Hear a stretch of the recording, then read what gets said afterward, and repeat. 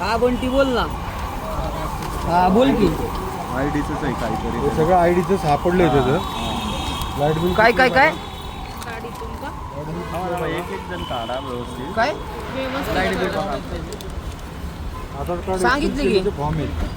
हो आधार कार्ड बापरे. बघा, हे यांची हजेरी काय बोललं नाही भाऊ. मी म्हणलं 1000 रुपये बंटीला.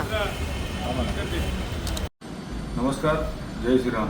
काल स्वारगेट एरियामध्ये एक बांगलादेशी नागरिक गेले कित्येक वर्ष आपल्या पुण्यामध्ये वास्तव्यास होता.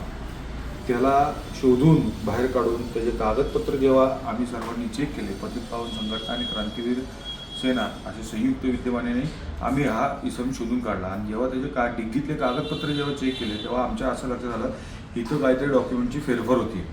आम्ही त्याला तिथून घेतला आणि स्वारगेट पोलिसांचे स्वाधीन करून टाकला. आपल्या पुण्यामध्ये या भागात म्हणजे पुणे शहरामध्ये कात्रज, कोंढवा, शिवाजीनगर, कसबा, हडपसर या कित्येक ठिकाणी हे बांगलादेशी रहिवासी अनधिकृतपणे राहत आहेत. आणि आज जर आपण बघितलं बांगलादेशमध्ये आपल्या हिंदूंवर जे होणारे अत्याचार आहेत, भारतीय नागरिक हे आपल्या पुण्यात वास्तव्यास आहेत. पतित पावन संघटना म्हणून आमच्या प्रत्येक विभागातले प्रत्येक कार्यकर्ते असे बांगलादेशी शोधून काढतील आणि ते येणाऱ्या काळात पोलिसांच्या स्वाधीन करतील. पोलिसांनी याच्यावर मोठ्या प्रमाणात कारवाई करावी आणि सजगपणे हे बांगलादेशी ज्याप्रमाणे अनधिकृतपणे आपल्या भारतात राहत आहेत त्यांना त्यांच्या स्वगृही पाठवावे ही विनंती करतो. जय श्रीराम.